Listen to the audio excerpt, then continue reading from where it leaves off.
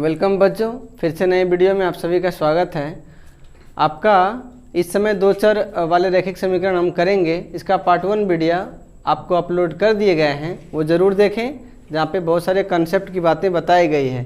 फिर ये आपका पार्ट 2 वीडियो है और वहाँ पे हम प्रतिस्थापन और एक आपका है प्रतिस्थापन और दूसरा तुलनात्मक विधि हम बना चुके हैं। 2 सवाल को बनाए हैं और ये दो चर वाले रैखिक समीकरण बनाने के 5 विधि है।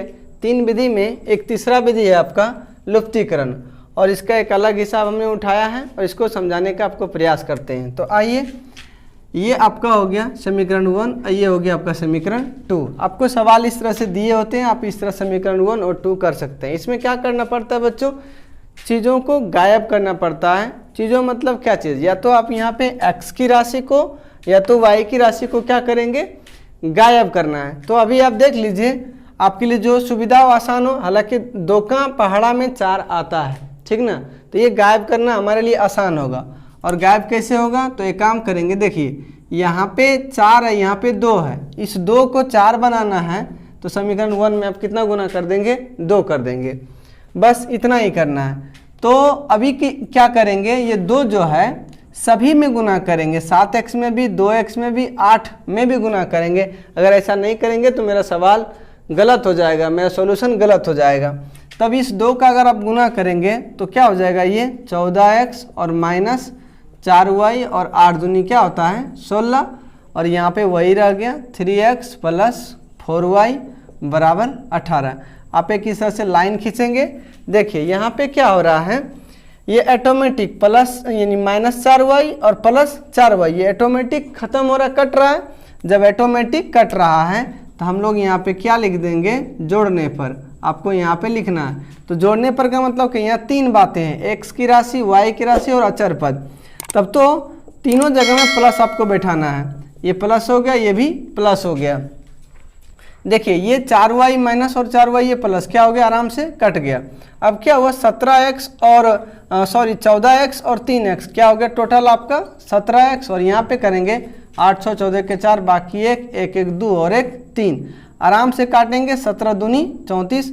इस तरह से x बराबर क्या आ गया आपका, 2 आ गया। बहुत आसान है, बहुत ही इजी है। तो अब क्या करेंगे, x का मान समीकरण कहीं पर भी रख सकते हैं, 1 में या 2 में, कोई प्रॉब्लम नहीं है। समीकरण 1 में रखने पर ऐसा करेंगे तो 1 क्या आपके लिए, देखिए तो 7x माइनस 2y बराबर 8। या क्या करेंगे हम, x जहाँ भी है वहाँ पे क्या बैठाएंगे, 2। यहाँ पे x है, इसके नीचे आप 2 बैठाएंगे, यहाँ 7 है, आपस में क्या है, 4 और अचर आपस में क्या होते हैं, गुना होते हैं, इसके बीच में गुना है। तो माइनस 2y, बाकी कुछ नहीं करना, माइनस 2y, तो माइनस 2y बराबर ये 8 है तो 8। अब माइनस 2y को रहने दें और 8। देखिए 7 दूनी कितना हो जाएगा, 14।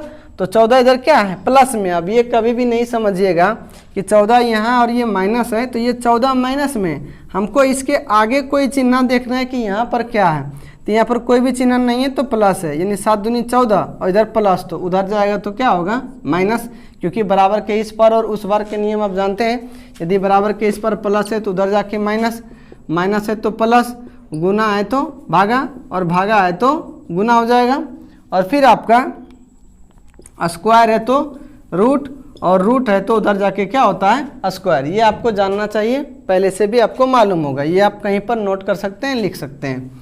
तो इसी नियम से, इसी विधि से यहाँ पे प्लस 14 उधर गया तो माइनस 14। अब क्या हो गया, माइनस 2y और बराबर यहाँ माइनस कितना हो गया, 6। तो माइनस 2 और माइनस 6, माइनस से माइनस भी खत्म हो गया, और 2 वाला पाड़ा पड़ेंगे 6 के लिए तो 3 बार में आ जाएगा।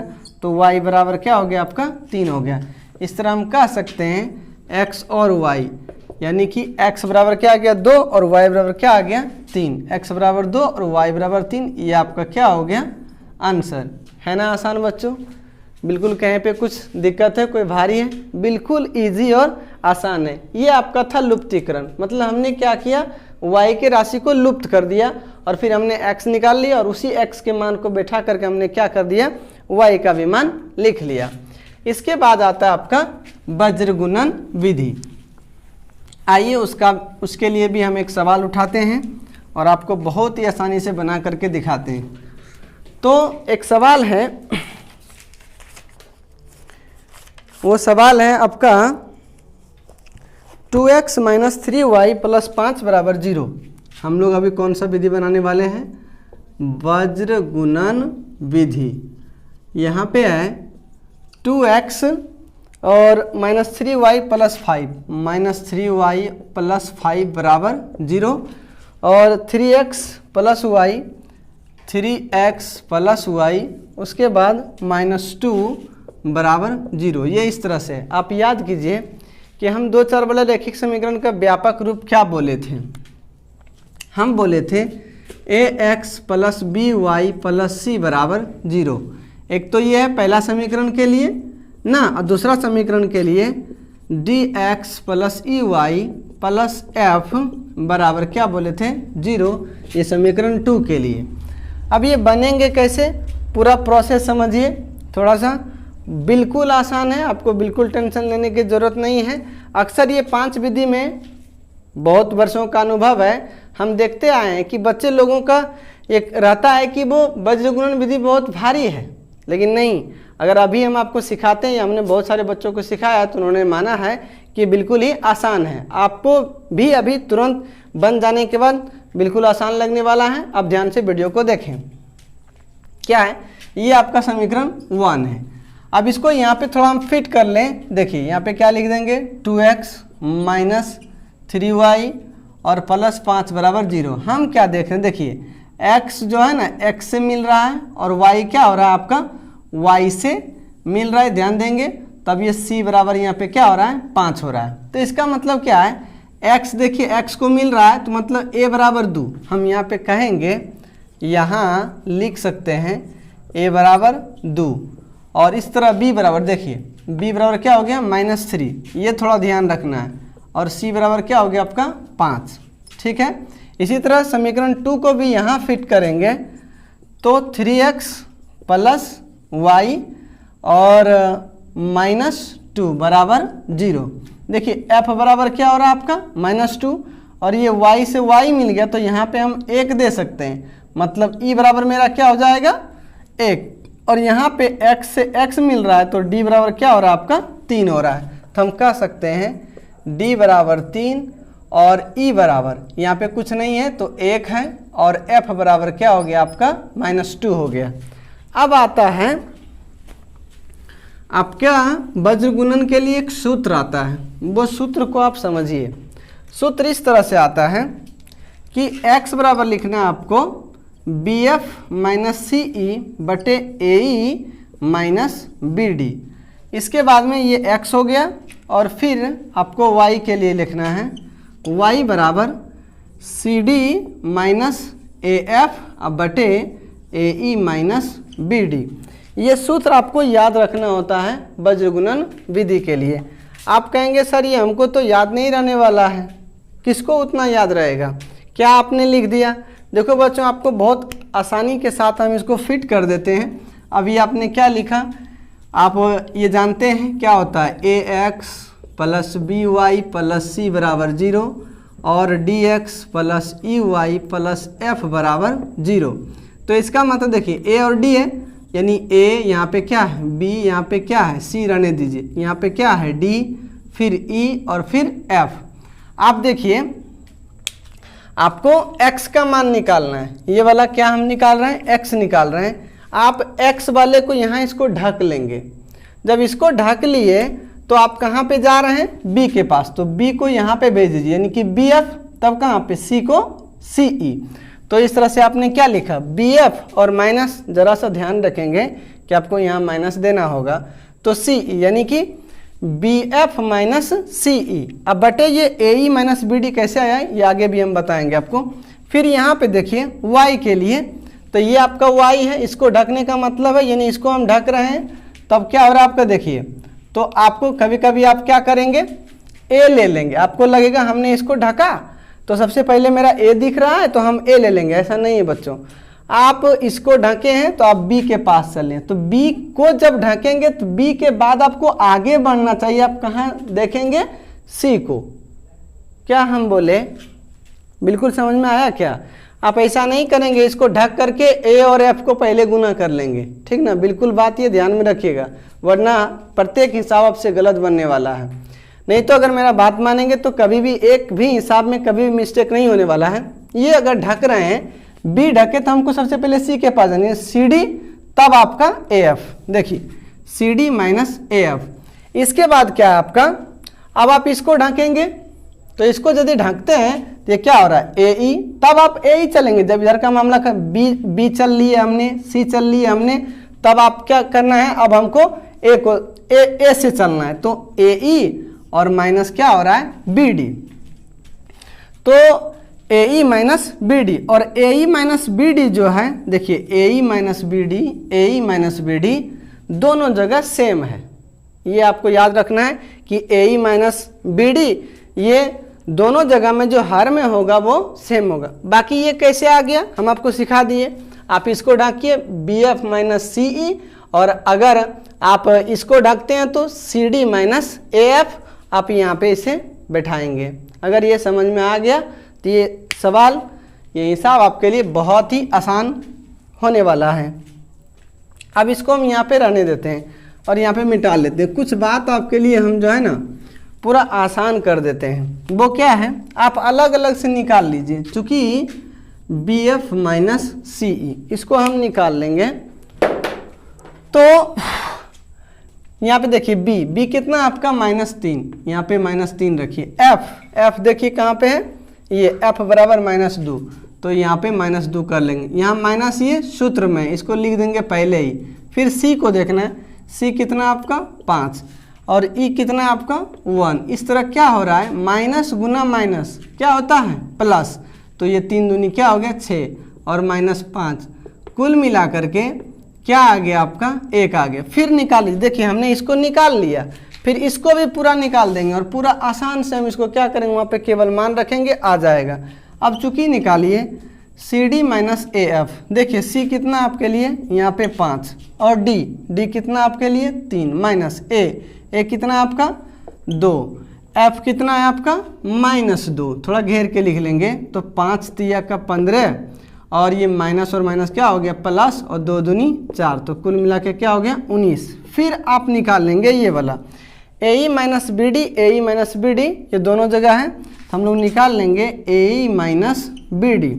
यह देखिए ए कितना आपका 2 है और ई कितना आपका 1 है, माइनस बी कितना है आपका -3। ये वाला माइनस सूत्र में था बच्चों, इसलिए हमने लिख दिया। और बी खुद माइनस में, ध्यान देंगे गलती कहीं पे नहीं करना है। और डी, तो डी कितना आपका 3 आ गया। तो कुल मिला के 2 1 का 2 और माइनस माइनस प्लस क्या हो गया 3 तिया 9, तो कुल मिला करके क्या हो गया 11। देखिए अब मेरा सवाल एकदम बिल्कुल आसानी से ये बन चुका है। तब तो ध्यान देंगे, यहाँ से देखिए बी एफ माइनस सी ई, जब पूरा सोल्यूशन हो गया तो कितना आ गया 1। और ए ई माइनस बी डी, तो ए ई माइनस बी डी अब क्या निकालें 11, तो इसका मतलब है 1/11। बस ये आंसर है, बन चुका है। कैसा लगा बच्चों, है ना बिल्कुल आसान। कहीं पे दिक्कत हुआ आपको, कोई प्रॉब्लम, ना तो सूत्र याद रखना है ना तो कहीं पर कुछ प्रॉब्लम है, जरा से ये बच्चों का काम है इसको करने के लिए। मान को बैठाना है, गुना वगैरह करके जोड़ घटा करके आपको निकालना है, और वो इस तरह से एक्स आपके सामने में हाजिर है। आगे देखिए वाई क्या करेंगे, आप समझ चुके होंगे। C D minus A F कितना निकला आपका 19, आप यहाँ पे रख दीजिए ना डायरेक्ट 19। और ए ई माइनस बी डी, तो ए ई माइनस बी डी क्या निकला आपका 11। अब देखिए यही आपका आंसर है। कैसा है ये, पूरा इजी है। तो हम अगर सरल विधि में बनाए तो ये आपका बहुत ही सरल आसान विधि है, जबकि सभी विद्यार्थी को लगता है कि वज्र गुणन विधि बहुत हार्ड है। अब आप सोचिए खुद कि ये कितना आसान है। तब तो आप आराम से लिख दीजिए x बराबर क्या लिखे लाए आपने 1/11, और फिर y बराबर y क्या लाए हैं 19/11। ये दोनों आपका हो गया राइट आंसर। और आपको समझ जाना चाहिए कि हम बना चुके हैं, हमको आ गया है क्या चीज़, वज्र गुणन विधि। तो इसके बाद एक नियम और बचता आपका, ये चौथा नियम था। एक नियम और आपका बचता है, वो है अनुपात निर्णय। अनुपात निर्णय क्या है बच्चों? तो एक लुप्तीकरण विधि आप सीखे हैं, जो कि वहाँ पे हम x की राशि या तो y की राशि को हमने गायब किया। तो कुछ वैसे ही आपका है अनुपात निर्णय, यानी कि पांचवा विधि आपको बनाना है अनुपात निर्णय विधि, ये बनाना है। एक क्वेश्चन हम ले लेते हैं। क्वेश्चन क्या है? 3x + 5y = 7। 3x + 5y = 7। और दूसरा है 5x + 12y = 14। 5x + 12y = 14। इसमें क्या करना है? अनुपात निर्णय में अनुपात बनाना है। अनुपात देखिए ऐसे होता है x अनुपात y, या तो आप इसको कह सकते हैं x/y। देखिए इसका मतलब है कि हमको केवल x और y को ही रखना है। क्या सुने आप? x अनुपात y का मतलब क्या है? x/y। अगर ये इस बात को आप याद रखें तो आपको कभी भी जब इस विधि से बनाने के लिए दिया जाएगा तो आप आसानी से इस बात को याद रख करके बना सकते हैं। हम क्या करेंगे, ये आपका समीकरण 1 हो गया, ये समीकरण 2 हो गया। और एक ट्रिक और आपको बता देते हैं, ये अनुपात निर्णय है। देखिए अनुपात निर्णय है तो यहाँ पे शुरू क्या चीज़ से हो रहा है? अ से। तो अ से हो रहा है, नहीं कहेंगे अचर पद गायब करो। क्या करो? अचर पद गायब करो। एक ट्रिक हम आपको दे दिए याद रखने के लिए। अनुपात निर्णय में क्या करना है? अचर पद गायब मारना है। और आप देख रहे हैं कि x अनुपात y करना है, तो x अनुपात x/y होता है, तो x/y को ही रखना है, बाकी चीज़ को गायब करना है। तो क्या x और y हम रख लेंगे, तो गायब ये वाला अचर पद यही है आपका, इसको गायब कीजिए। गायब कैसे होगा? गणित में गायब किसी चीज़ का कैसे होता है? ऐसे तो आप आम जीवन में कहते रहे तुरा उठा लिया जाएगा, तुरा उठा लेंगे तो या तो तुरा मार देंगे। लेकिन गणित में आप किसी को कैसे मारते हैं? गणित में किसी को कैसे डिलीट करते हैं, हटाते हैं? तो वहाँ पे एक काम करना पड़ता है, सेम चीज़ लेकिन एक माइनस और दूसरा प्लस होना चाहिए। लेकिन यहाँ पे क्या है? 7 और 14 है, ये दोनों सेम नहीं है, तो आपको इसको भी 14 बनाना पड़ेगा। तो इसके लिए आपको यहाँ पे गुना में कितना देना है? 2 देना है। अब देखिए तो 7 दूनी 14। अब गलती से कई बार नए सीख रहे बच्चे 7 दूनी 14 में ही गुना करेगा, बाकी को छोड़ देता है। ऐसा नहीं है। अगर ऐसा करेंगे आपका हिसाब बिल्कुल गलत बनने वाला है। आप ये गुना 2 किए हैं और आप भी क्यों लड़ाई झगड़ा करवाएंगे? आप इंसान हैं, स्टूडेंट हैं, पढ़ने वाले बच्चे हैं। देखिए यहाँ पे 2 साइड है, बराबर के इधर को LHS, बराबर के इधर को RHS बोलते हैं। तो ये 2 यदि देना है तो सबको दे दीजिए ना, कहीं कोई असंतुष्ट नहीं होगा। इसमें 2 समीकरण है, पहला और दूसरा। हम बात पहले के ही कर रहे हैं। पहले में कितने हैं? यहाँ पर 1 2 3 है, तो आप तीनों को 2 दीजिए ताकि यहाँ पे किसी तरह का विवाद नहीं होने पाए। तो इसलिए हमको सब में गुना करना होता है। अब ये 2 गुना करेंगे, यहाँ पे कितना हो गया? 6x और प्लस ये यानी कि 10y। सॉरी अभी गलती बन जाता, 5 दूनी 10y और 7 दूनी 14। और यहाँ पे नीचे में 5x + 12y और 14। अब आप यहाँ पे उसी तरह लुप्तीकरण याद कीजिए। वहाँ पे हम लिखते थे घटाने पर, जोड़ने पर। जब आप ऑटोमेटिक कट जाता है, ऑटोमेटिक क्या? एक ऐसा चीज़ जो प्लस और माइनस सेम टू सेम रहे। यहाँ पे 14 और 14 है, देखिए एक माइनस और एक प्लस होता तो ऑटोमेटिक कट जाता, लेकिन ऐसा नहीं है। तो नहीं है तो ऊपर तो प्लस है, उसको हम नहीं कुछ कर सकते हैं। यहाँ पे हम लिखता है जोड़ने पर या घटाने पर। तो ये मेरा बस में, इसको हम लोग कर सकते हैं घटाने पर। क्या करेंगे? इसको घटाने पर, यानी माइनस माइनस और माइनस। देखिए ये आपका क्या हो चुका है? कट चुका है। तब आपका क्या हुआ? 6x कमाए हैं और 5x कर्जा है, तो आपके पास क्या बच गया? 1 x बच गया। यहाँ देखिए 10 y प्लस माने कमाना, और 12y। देखिए अब ये वाला प्लस का कुछ काम नहीं बचा। अब आपने जो घटाने पर लिखा नीचे, ये आपका काम में आने वाला है। तो 10y प्लस मतलब कमाया, और 12y अभी क्या आपके पास में कर्जा है। तो अभी आपके पास कर्जा क्या बच गया? 2y। इधर तो कटने के बाद क्या हो गया? 0। यह काम करेंगे x बराबर -2y, तो उधर भेज देंगे +2y। अब आप क्या करेंगे, x बटे y करेंगे। तो यहाँ पे y गुना में है, यहाँ पे 2 बच गया और आप इसके नीचे 1 दे सकते हैं। यानी हम कह सकते हैं x अनुपात y बराबर हो गया 2:1। अब यहाँ पे अनुपात का क्या मतलब होता है? अनुपात मतलब है ये दोनों ने नहीं कसम बंधन आपस में बंध गया है, क्रिया खा लिया है कि हम ही लोग दोनों रहेंगे, हम लोग अलग नहीं होंगे। लेकिन मेरा कहना है कि ये दोनों ने सोच लिया कि हम लोगों को साथ ही में रहना है, एक अनुपात में बॉन्डेशन में रहना है, हमको कहीं भी बाहर नहीं जाना है। लेकिन आप जानिए लालच दुनिया में बहुत ख़राब चीज़ है, बहुत कम लोग हैं जो धरती पर बच पाता है। हम क्या कर सकते हैं, x को और y को आप लालच दे दीजिए। क्या लालच दे देंगे तो वो टूट जाएगा। अगर इस तरह दोनों अनुपात में एक साथ बंधे हैं, हमको सेपरेट से x लिखना है और सेपरेट से y लिखना है। देखिए तो हम क्या करेंगे, इन दोनों को लालच दे देंगे। मतलब 2 को आप कोई राशि k दे दीजिए, यानी कि 2 को मान लीजिए 2k और 1 को 1k।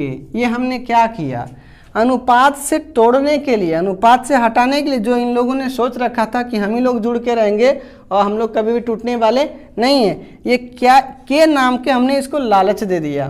तो अब ये क्या हो गया, दोनों आपस में टूट गया। अब हम क्या करने वाले हैं, x और y का मान कहीं भी देखिए, समीकरण 1 हो या 2 हो, नो प्रॉब्लम। तो x और y का मान समीकरण 1 में रखने पर आप रखिए। 1 क्या है पहले तो आप लिख लीजिए, यानी 3x प्लस 5y बराबर क्या है, 7 है। या देखिए 3 इंटू x के लिए क्या लाए हैं आप, 2k, तो यहाँ पे x के जगह पर रख दीजिए 2k प्लस 5, और y के लिए क्या लाएं, 1k, यानी कि आप यहाँ पर k दे दीजिए बराबर 7, यानी कि 3 दूनी 6k और प्लस ये क्या हो गया आपका 5k बराबर क्या हो गया 7, या तो 6 5 कितना हो गया 11k बराबर 7। देखिए तो 6k और जोड़ 5k तो सब मिला के क्या हो गया 11k। अब k बराबर क्या हो गया 7/11। इस तरह से अब आप निकाल लीजिए, इसीलिए x बराबर x क्या निकालें 2k, यानी 2k। इसका मतलब है कि आप क्या करेंगे 2 गुना k आप कितना निकाले, देखिए 7/11। इस तरह क्या होगा 7 दूनी 14, यहाँ पे 1 नीचे दे दीजिए। तो नहीं लग रहा है कि आपका भिन्न का गुना है जो 5 3 4 क्लास में बनाए जाते हैं, जब यहाँ पे ऊपर नीचे कटता है, लेकिन कोई भी पढ़ा नहीं जब ऊपर नीचे कट रहा है। जब नहीं कटता आप याद कीजिए कैसे बनाते थे, 7 दूनी 14 और 11 का 11, मतलब 14 क्या हो गया आपका 11। फिर y बराबर y क्या आपका 1k, तो यानी कि 1k, 1 से तो कोई मतलब नहीं, k यही हो गया आपका 7/11। इस तरह आपका ये दोनों क्या हो गया x और y हो गया आपका आंसर। कितना आसान है बनाना हिसाबों को। अभी आप 5 विधि सीखें पूरे आसान से। फिर आप देखिए बच्चों, जब 5 विधि को बनाते हैं आपके दिमाग में बार बार याद नहीं रहेगा कि कौन सा विधि, अगर हम बोल देंगे आपको बच्चों इस विधि से आप हमको हिसाब बना के दिखा दीजिए, वो विधि और नियम आपको शुरू ही नहीं याद होगा। आपको इन सारे सवालों को कई बार प्रैक्टिस करना है, बहुत बार प्रैक्टिस करना है। सर आप हमें छोड़ देंगे क्या एक बार बता करके? नहीं बच्चों, आपके लिए हम साधित प्रश्न बनाएंगे, प्रश्नमाला बनाएंगे, उसमें भी जब आता है सवाल और बनाने के लिए देता है, आपको जो भी नियम बोलता है फिर से हम वहाँ पे आपको याद करवाएंगे, याद दिलाएंगे, ताकि आपको फिर से याद हो जाए। और आपको ये सारी बातें अभी तो पहली बार आप बनाए हो, सुने हो, देखे हो, फिर कोशिश करेंगे कि जब अगली बार आपके सामने में सवाल आता है कहीं भी साधित हो या प्रश्नमाला में, फिर से उसको आपको बताने का प्रयास करेंगे, समझाने का प्रयास करेंगे।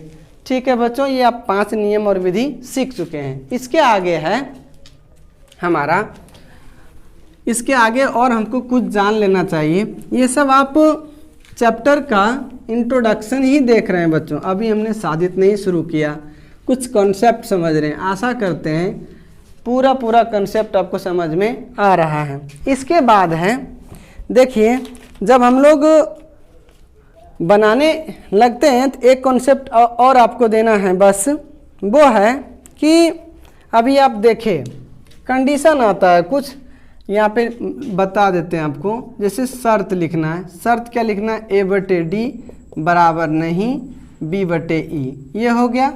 और दूसरा मैं यहाँ बताना आपको हलों की संख्या, यहाँ बताना हलों की संख्या। इस कंसेप्ट को जान लेने के बाद हम लोग तब आगे बढ़ेंगे, चलेंगे सादित प्रश्न में। फिर आपका एक कंडीशन और आता है A/D बराबर B/E बराबर C/F। और एक कंडीशन और आता है आपका A/D बराबर B/E बराबर नहीं C/F। तो ये हो गया। यहाँ पे आपका आ जाता है एक और केवल एक हल, एक और केवल एक हल। आपको ये लिखना है, कॉपी में नोट डाउन करना है। और फिर ये कैसे याद रहेगा वो अभी हम तुरंत आपको ट्रिक के माध्यम से, कहानी के माध्यम से सुनाते हैं। यहाँ पे हो जाएगा आपका अनगिनत हल और यहाँ पे होगा कोई हल नहीं, आप याद रखेंगे। तो इसके बाद कोई हल नहीं। और यहाँ पे एक और बात बताना है आपको, ये आप जान लीजिए, ये एकदम वेरी वेरी इम्पोर्टेंट। हम तो ये नहीं लिखना चाह रहे थे क्योंकि हम देखते हैं कि हर एक बार टीचर, कोई भी शिक्षक हो, हर एक बात को VVI में वो कन्वर्ट कर दिया जाता है। ये VVI हम कहते हैं आपके लिए, ये VVI तो है ही, बहुत ज़्यादा ज़रूरत है। तो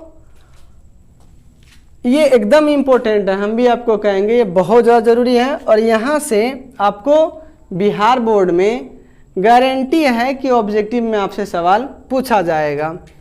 तो आगे है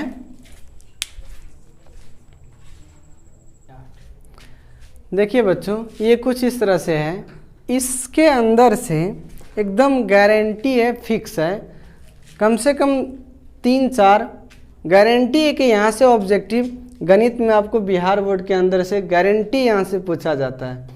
अब इतने सारे बातें सर जी आपने क्या क्या लिख कर भर दिया, हम कैसे याद करें? बच्चों आप बिल्कुल टेंशन ना लें, आप एक कहानी सुनिए, 2 दोस्त की कहानी सुनाते हैं। तो दोस्त कैसा होता है, एक दोस्त है, आप उसके साथ में 10 साल रहे हैं। सुनिए अब गौर से, 10 साल से आप अगर उसके साथ में रहे तो वो आपके बारे में क्या क्या जानता है, आप ही सोचिए। या आप भी उसके बारे में क्या क्या जानते हैं। अगर हम पूछें आपसे कि आप उसके बारे में क्या नहीं जानते, आपके पास जवाब है क्या?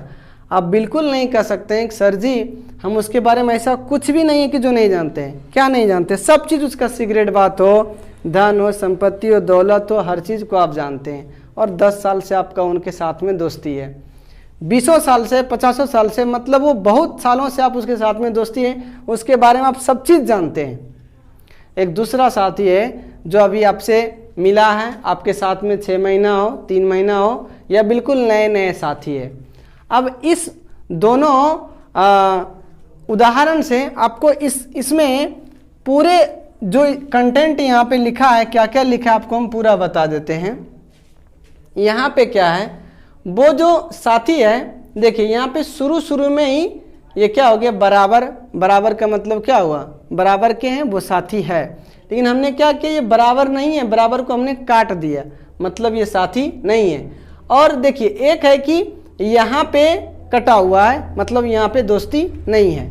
ये इसका अर्थ क्या है, ये है कि नए नए दोस्ती हुआ, नए नए ना दोस्ती हुआ, और उसमें क्या हो गया, दरार आ गया, वहाँ पे दुश्मनी हो गया।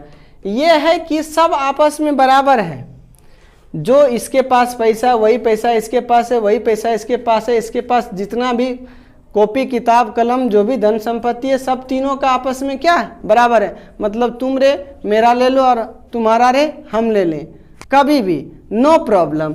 लेकिन यहाँ पे क्या, यही वाला दोस्ती जो हम बोले कि 10, 20 साल 50 साल चला, लेकिन फाइनली वो दोस्ती अब क्या हो चुका है, दुश्मनी में परिवर्तन हो चुका है। मतलब ये बराबर नहीं, बराबर ये कट चुका है। इसका मत देखिए, बहुत दिनों तक हम दोस्त बन के रहे, लेकिन अब उसके साथ में क्या हो गया, मेरा लड़ाई झगड़ा हो गया। तो इसके बारे में सोचिए, ऐसा दोस्त और ये वाला दोस्त, आप इस दोस्त को क्या करेंगे, ये अभी नया नया दोस्त हुआ, आप उसके बारे में कुछ जानवे नहीं किए ज़्यादा और लड़ गए, दोनों लड़ गए, तो आपके मन में भी लगेगा कि एक मौका आपको देना चाहिए और उसको भी लगेगा कि उसको एक मौका देना चाहिए। ऐसा होता है, लेकिन इसको आप मौका कभी नहीं देंगे एकदम बिल्कुल। ये जानते हैं तोरा बारे में हम सब जानते हैं, तू कितना अमीर है, कितना कंगाली, कितना तू दलिदर है, क्या है तुम, ये सब इसके बारे में जानते हो। अब तुम इसके बारे में पूरा कंप्लीट जान गए हो और फाइनली आपका दुश्मनी हो गया। ये दोस्ती कभी भी नहीं हो सकता और ऐसा ही जीवन में होता है। पुराने जो दोस्त है अब उसके साथ में अगर विवाद हो गया तो वो कभी भी बहुत मुश्किल से वो मिल पाता है, लेकिन नए नए दोस्ती है अगर लड़ाई हो गया तो वो मिलने का चांस उसका ज़्यादा रहता है। लेकिन एक बात भी है, नए नए दोस्त हैं भले और झगड़ा हो गया, अगर इसके साथ में दोस्ती हो जाएगा तो दोस्ती हो जाएगा तो क्या करेगा, फिर हम सब अपना धन दौलत उसको जिम्मा लगा देंगे, लो रे एकदम पूरा तू लूट ले मेरा। ऐसा नहीं है ना। पता चला तुम्हारे साथ में नया दोस्ती था, अब दुश्मनी हुआ, शुरू में ऐसा उसके ऊपर विश्वास तो नहीं रहा, उसको हम चेक करेंगे, उस दोस्त को, नए दोस्त को हम चेक करेंगे कि तुम्हारे ऊपर विश्वास करते हैं, एक बार और देखते हैं कि तुम क्या करते हैं। एक बार और विश्वास करने का मतलब क्या है, देखिए एक और केवल एक हल आप उसे दे देंगे। बात समझ में आया क्या? अगर इसके बाद वो विश्वासी में निकला तो उसके बाद हम सब चीज़ उसके साथ चलाएंगे, नहीं तो उसके बाद से फिर ख़त्म हो जाएगा, दोस्ती फिर कभी भी मिलने वाला नहीं है। आप सोचिए, उस दोस्त को आप एक मौका देंगे ज़रूर कि आप उसके बारे में कुछ जाने नहीं, सुने नहीं, पता नहीं, तुरंत दोस्ती हुआ, क्या हुआ नहीं हुआ, तुरंत झगड़ा हो गया और आप चाहते हैं, आपके दिल में है कि कोई ठीक नहीं है, कि वो दोस्त अच्छा हो सकता है, वो आदमी अच्छा हो सकता है, उस पर विश्वास कर सकते हैं, लेकिन सब चीज़ से हम विश्वास नहीं कर सकते हैं, ये बात मानना है आपको। एक बार उसको मौका दीजिए, मतलब केवल एक और केवल एक हल दीजिए। आपसे परीक्षा में सवाल कैसे पूछे जाएंगे, ये कंडीशन दिया जाएगा और आपसे इसमें से किसी भी ऑप्शन को दिया जाएगा और आपसे बोला जाएगा 4 ऑप्शन यहाँ पे हो सकता है, सारा ऑप्शन देगा तो आप कौन सा मारेंगे। अगर इस तरह से, तो याद रखना, नए नए दोस्ती और फिर क्या हो गया, तुरंत दुश्मनी हो गया। इसको हम ज़्यादा नहीं, केवल एक हल दे सकते हैं। आगे है कि यदि आपने एक हल दिया, आप सोचिए कुछ तो आपके दिल में उसके लिए भी प्यार है, तो उसको क्या मानेंगे, विरोधी मानेंगे कि विरोधी नहीं मानेंगे। यहाँ पे क्या लिखा है, अ में हिंदी का अर्थ होता है नहीं और यहाँ पे विरोधी, मतलब ये आपका विरोधी नहीं है। आप उसको भले अभी एक हल दे रहे हैं, लेकिन ये आपका तब क्या है, एक हल दे दिए तो ये विरोधी हो गया, नहीं, ये आपका विरोधी नहीं है, तो विरोधी नहीं।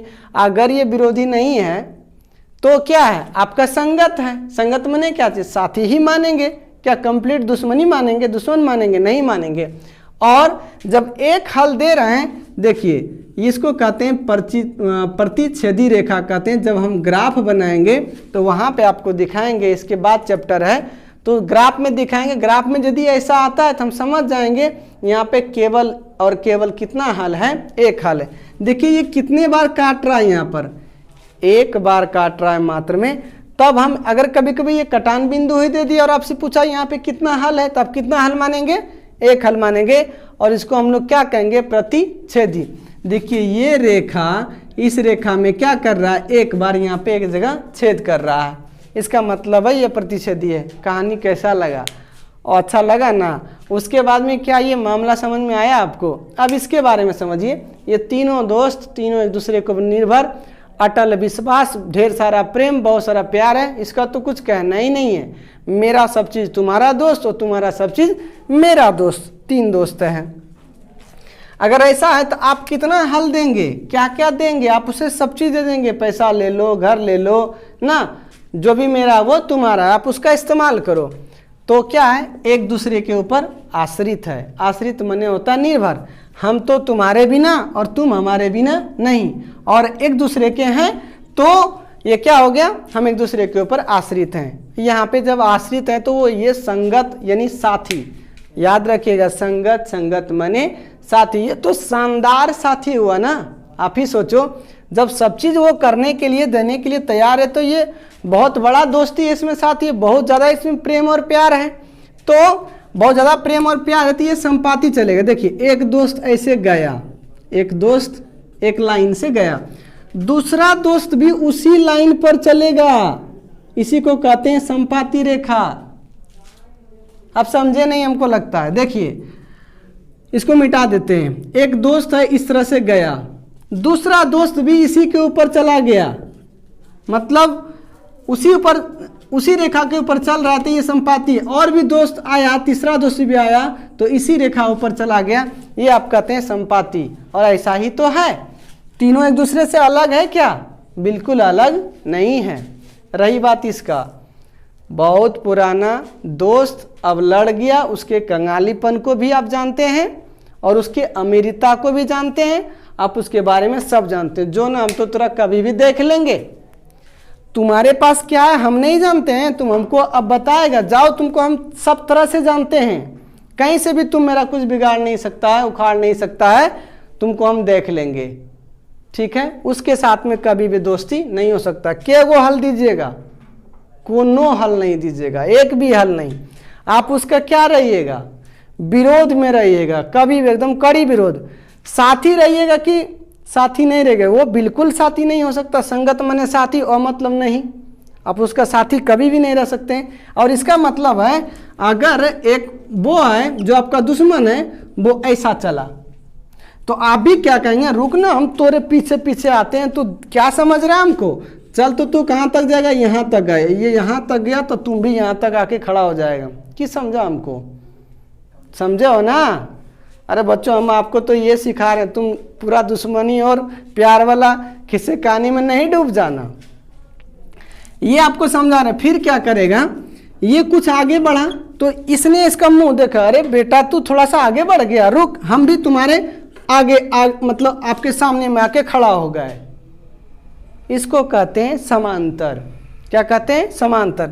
देखिए सब जगह समान अंतर पर चल रहा है। अरे तू एक डेग मारा तो हम भी एक डेग आगे बढ़ेंगे, तू 5 डेग आगे चला तो हम भी 5 डेग आगे चलेंगे। कहानी कैसा लगा बच्चों? और इस कहानी के जरिए से हम पूरा याद कर सकते हैं और एकदम ये गारंटी है, यहाँ से 3 प्रश्न 4 प्रश्न आपके ऑब्जेक्टिव में पूछा ही जाएगा और आप इस कहानी के माध्यम से इस पूरी बात को आप याद रखेंगे। नो प्रॉब्लम, आपको कहीं से भी कभी भी पूछ लिया जाएगा तो आप बताएंगे। यहाँ पे नए नए दोस्ती, नए नए प्यार और फिर तुरंत ये क्या हो गया? बिछड़ गया, दोस्ती खत्म हो गया। हम इसके ऊपर एक बार विश्वास करके एक हल दे सकते हैं, मतलब वो हमारा विरोधी नहीं है, अविरोधी है। मतलब अगर हम उसका विरोध नहीं कर रहे हैं तो संगत है, माने साथी है, साथी है माने एक हल देंगे, एक प्रतिषेध यहाँ पे करेंगे, एक छेद हो सकता है, एक बार विश्वास हो सकता है। यह है एक दूसरे के ऊपर ढेर सारा, उसमें आपस में प्रेम है, प्यार है, अनंत दोस्ती है, तो इसको सब चीज लुटा देंगे, अनंत हल दे देंगे और एक दूसरे के ऊपर आश्रित हैं। अरे बेजोड़ दोस्ती है, बहुत ज़्यादा शानदार साथी है ये। अब देखो ना, अगर ये इस तरह आगे चल रहा है तो हम भी उसके कदमों के एकदम साथे साथ चलेंगे। साथी जी हम भी आ रहे हैं, आपको टेंशन लिए का कोनो जरूरी नहीं है। तब क्या ये संपाती है। और भी यहाँ पे देखिए बहुत दिनों से ये दोस्ती था और फाइनली डिसीजन ले लिया, नहीं अब तुम्हारे साथ में बिल्कुल हमको रहना ही नहीं है। तब तो यहाँ पे क्या करेंगे? कोई हल मिले वाला नहीं है। जब एक भी हल नहीं देंगे, ये कंप्लीट आप विरोध कर रहे हैं और वहाँ पे वो संगत और यहाँ पे ओ मतलब वो आपका साथी नहीं है। देखना बेटा तू कहाँ कहाँ चले जा रहा है, तू यहाँ गया तो हम भी कहाँ चलेंगे? यहाँ पे चलेंगे। आशा करते हैं आपको कंप्लीट समझ में आ गया है।